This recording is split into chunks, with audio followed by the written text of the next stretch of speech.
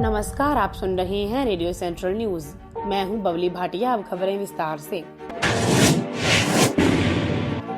देश में corona virus संक्रमण के तेजी से बढ़ते प्रकोप के बीच पिछले 24 घंटों में 64,000 से अधिक नए मामले सामने आए और 1,007 लोगों की मौत हुई। वहीं राहत की बात यह है कि इस दौरान 55,000 से अधिक लोग स्वस्थ हुए हैं।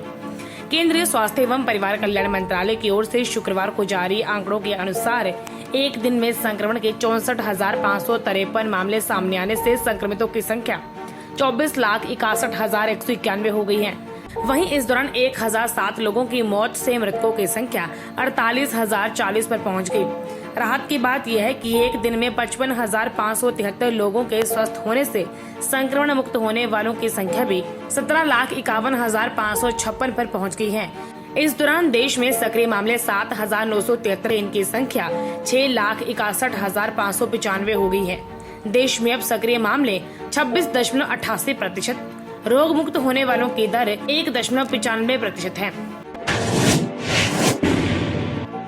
स्वतंत्रता दिवस की पूर्व संध्या पर देश भर के 926 पुलिस कर्मियों को पुलिस पदकों से सम्मानित करने की घोषणा की गई है, जिनमें से 215 को वीरता के लिए पुलिस पदक, 80 को विशिष्ट सेवा के लिए राष्ट्रपति के पदक और 631 को उल्लेखनीय सेवा के लिए पुलिस पदक के लिए चुना गया है।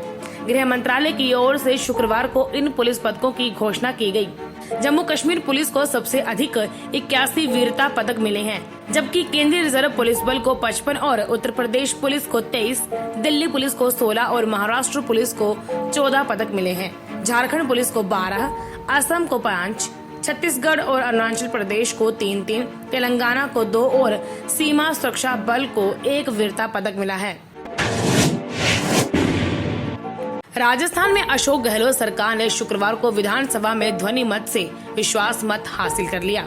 संसदीय कार्य मंत्री शांति धारीवाल ने विश्वास मत प्रस्ताव रखा था, जिस पर अध्यक्ष डॉक्टर CP जोशी ने दोनों पक्षों से 3 घंटे से अधिक समय तक बहस करवाई।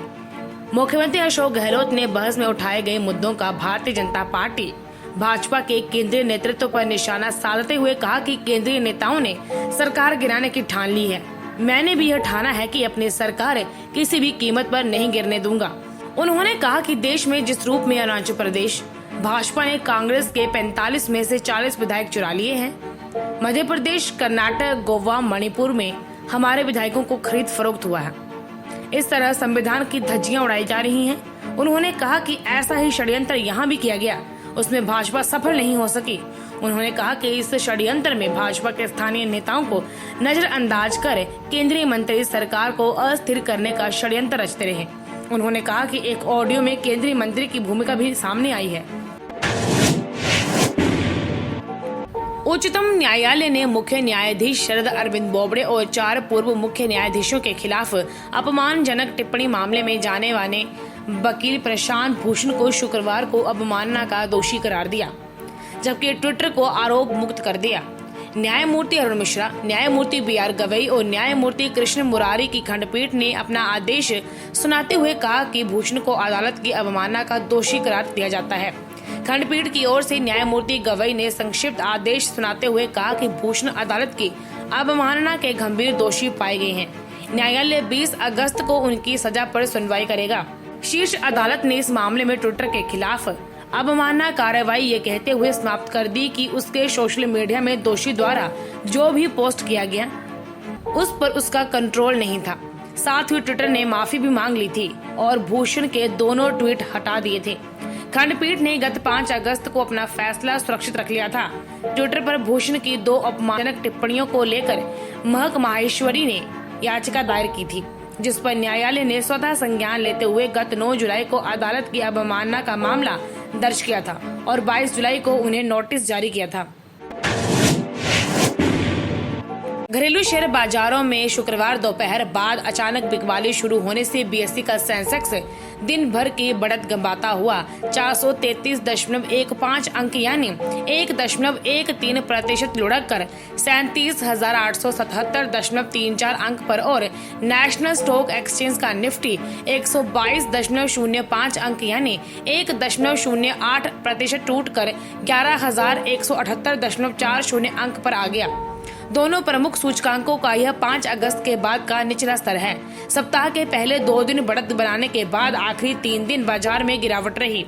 मझोली और छोटी कंपनियों पर भी दबाव रहा। बीएसई का मिड कैप 1.02% लुढ़क कर 14,433.58 अंक पर और स्मॉल कैप 0.61% फिसल कर 13,855.18 अंक पर बंद हुआ।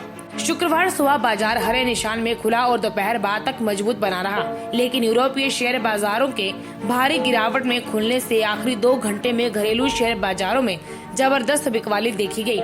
बैंकिंग एवं वित्त क्षेत्र की कंपनियों के साथ ही आईटीसी और रिलायंस इंडस्ट्रीज जैसी दिग्गज कंपनियों ने भी सेंसेक्स पर दबाव बनाया। रेडियो सेंट्रल न्यूज की टीम सभी देशवासियों से अपील करती है कि लॉकडाउन से ही कोरोना को रोका जा सकता है।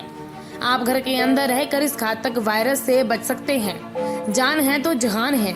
आपका ये कदम आपकी जान के साथ साथ पूरे देश को कोरोना वायरस के तांडव से बचा सकता है। इसलिए घर पर रहें, सुरक्षित रहें। धन्यवाद।